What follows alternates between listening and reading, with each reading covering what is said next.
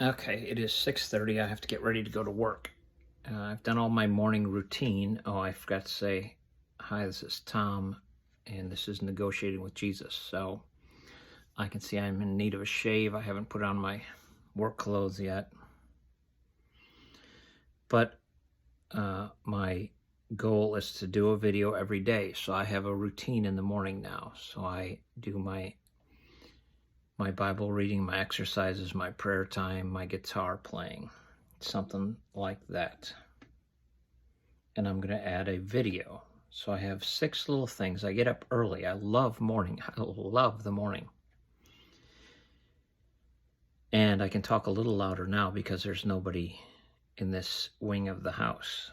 I get my kids tonight. And that's part of my story of the collapse of this current iteration of my life, and the collapse and then the rebuilding. So I've gone through some pretty drastic changes in the past COVID era, and it's been an utter collapse of some sort, because that's what our stories are. There's these times of things are going well, and then there's times of things are not going well. And more or less everyone has those stories, and mine is a pretty nice, what kind of waveform is that? Sine wave or something? I don't get very high. We're not talking about drug use. I don't get very high, and I don't get very low. So my low is still pretty bad. It was, when I talked to Chad and Neil with an A, in July, I have a lot of months to prepare.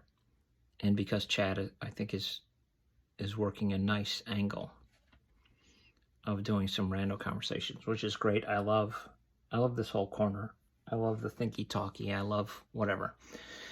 My purpose here was to actually tell you what I think I'm going to try and do. So I had some kind of collapse. What was I talking about? What I want to talk about was this pyramid of all humans. So Peterson brings us here, and Peterson says, take the hardest task you can do. And Peterson wants to climb to the top of the hierarchy. And he feels like, so Jesus he sees as some person who did everything right. And what would happen if he did everything with no corruption? He doesn't know if you could rise from the dead, and he's not willing to in some way commit to that because he doesn't know. So he wants a theology that he can understand. So it is a religion that's not a religion. And he keeps being drawn to Jesus, because what if Jesus was perfect? What would happen to a person? So he wants to build this grassroots from the ground up, and it's a structure similar to the Tower of Babel. He wants to reach the heavens. And there's some, and Pascal, the way I think of Pascal, I've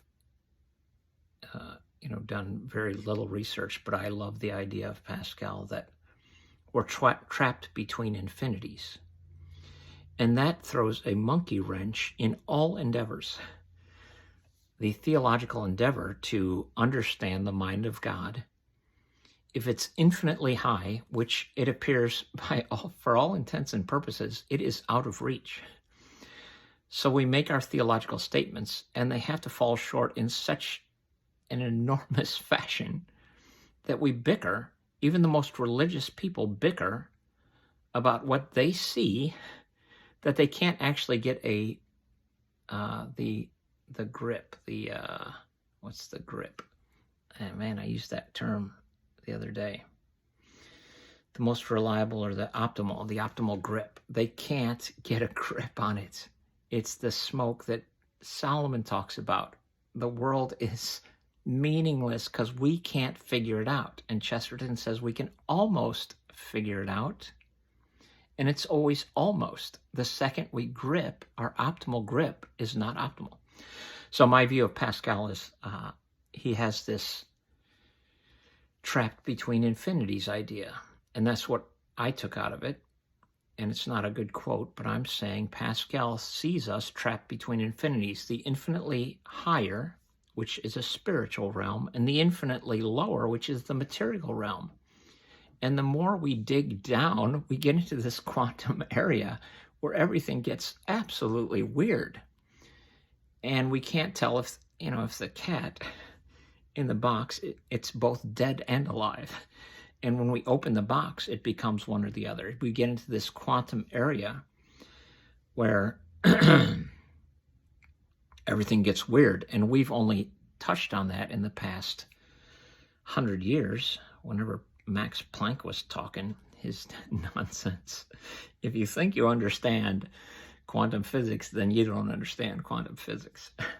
So I like playing with science and theology, and you have to. In Chesterton, I just listened to Everlasting Man. He says the average person has to have some statement of what he makes of these things, the average people. So average, I'm trying to get to this pyramid again, and Peterson at the top, and where I land in this great pyramid of all humanity and all, if you could do an IQ test or the greatest human test, leaving Jesus out, leave him out. I'm negotiating with him, but we negotiate with each other. So, Pascal, one more time, the infinitely small, the infinitely great, the visible universe. It gets so weird in spirituality. If you want it to be material, it's the visible universe that we have no idea how great it is, but it seems infinite and yet limited. God seems infinite and not part of the material universe and unlimited, and we're grasping with our minds, which somehow are not material. When I think of apple pie, the thought, what in the world is the thought? And Vervaeke will tell you what it is. So then the infinitely small. And in material, we're not going to come to the point where we get so small that the infinitely small thing we're studying, the quantum particle, a quark, we can't, if we split it, we'll find it's made of nothing and nothing to equal this particle. The smaller we get, the more it has to be made of nothing, which it simply it can't be processed by our little heads. So on this pyramid scale, and what I'm trying to accomplish, I'm just going to do what I do. So I want it to be a little practical because I love the thinky-talky. I've done this in the 37 years I've done ministry, and mostly youth ministry, and now pastoring, but mostly a preacher because I'm quarter time. It's mostly talking in front of people about the gospel and being able to wrestle with texts and try and make something out of it. Try and say something.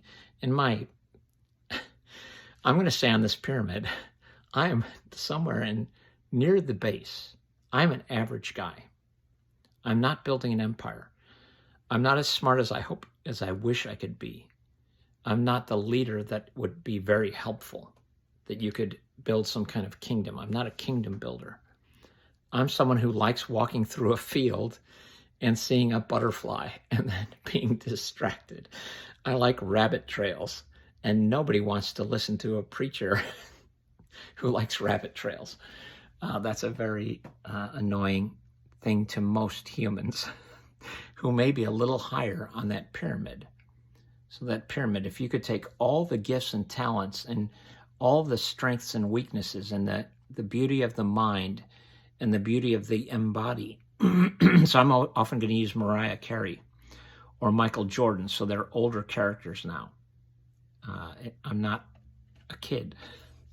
I have to use the characters that come to my mind. Mother Teresa, Jordan Peterson, Einstein, Hitler, whatever you want to throw into the pile. If you could sort it all out and figure out who the greatest is, and let's pick someone, it's, a couple tiers from the very peak. Maybe you have Gandhi, who, if you read Gandhi and Churchill, one of the most, to me, this just long, brutal walk through their history, Gandhi and Churchill. So put Gandhi near the top, put Einstein up there, put Mother Teresa up there, put Jordan Peterson up there. I don't care who you put up there. So there's these people who have achieved great things. They've achieved great things, and in some way we agree they're above me. Edison. No, that other guy, Edison's competitor, the other dude. Yeah, I can't think of his name right now. So you put these people up. They're greater than me. Or to strive to be like them, carry this heavy load, just dedicate your life to brutally working out something and give everything you got. So where I land is somewhere I actually can look at myself and be kind of modest, because I have not accomplished much, but I can play guitar. I can kind of do some thinky-talky, so that's what I'm going to do. But I'm this character on the bass. You know, maybe a couple levels up. Maybe I'm not in a gutter, living a hellish life. But in my story, I take some hellish dips and then some. I don't go to the mountaintop. I go to this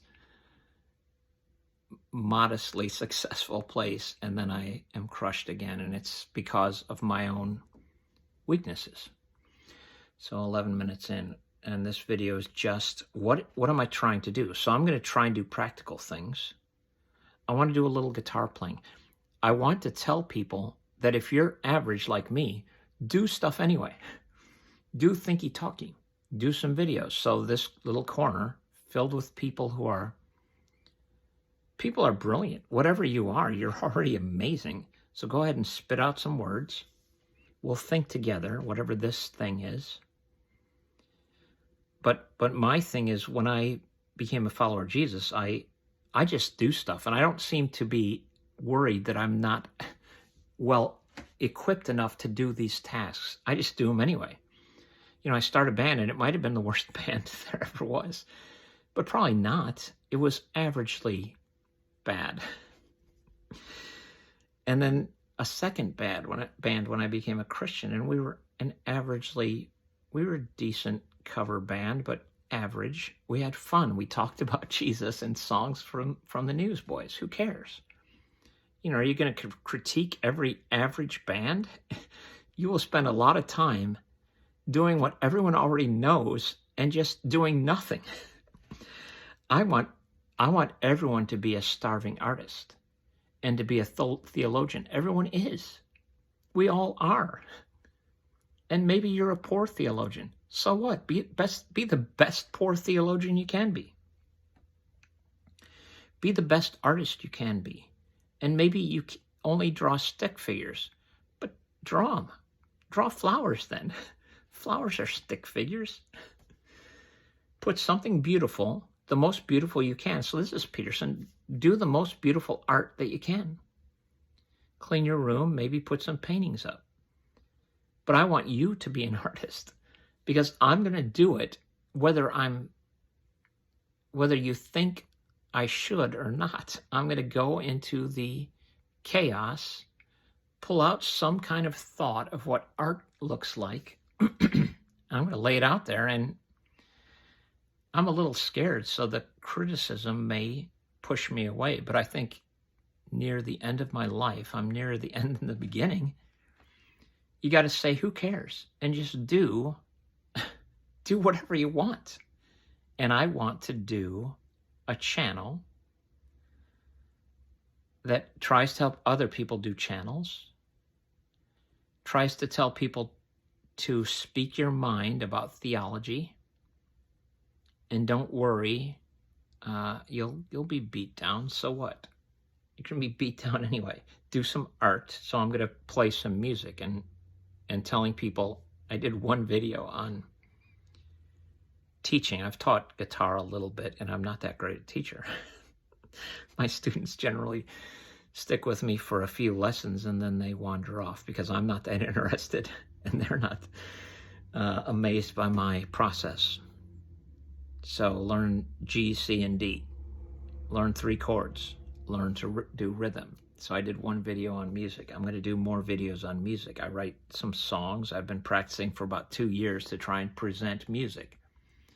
And what I am imagining, whether it's a goal, whether it's possible, I'm imagining playing some music in local churches and doing some testimony that it has to be embodied. And I love embodying the goofy ideas that I think are right. And I don't care. I seem to be an eternal optimist that I think I can get away with it. And whether it's building that shed, even though I've never built a shed, I think I'll do it anyway. I built a ramp for my dad, and that was just dumb, and it worked out fine. I built it with using compound angles, which is a ridiculous idea. But I committed to the idea, and then I was stuck having to figure out compound angles and getting as close as I could. And I'll show you my ramp, because I took my dad in the house, and, caring for your elderly father. Do I think I can do that? Probably not. I'm going to do it anyway. Is it what I wanted to do? Nope. I'm stuck in this low level of the pyramid of greatness, and I don't get to choose what I want to do. I had to go back to a machine shop to get a living wage with some insurance, because I was forced to, because I am not in charge of myself. In some way, I'm not the manager of worlds that can create some kind of great place for me to live. I can find an adequate place, but always working above my weight class or my limits. I always go where I don't belong. It's what I do. I don't know why. It's who I am. So at the end of these videos, if I get 1 view, I'll be delighted. So leave a comment that you're my 1 viewer, because most of my videos will have 0 views, it appears, until, maybe my game has stepped up a little bit. So I'm starting again, and I'm going to do a video every day. And I'm going to move to an area where I'm playing above where I belong, and then people will point that out. You don't belong talking about these things, and I won't care. I'm going to do it anyway, because that's what I do. So this is Tom. I got to get dressed and go to work. Tom out.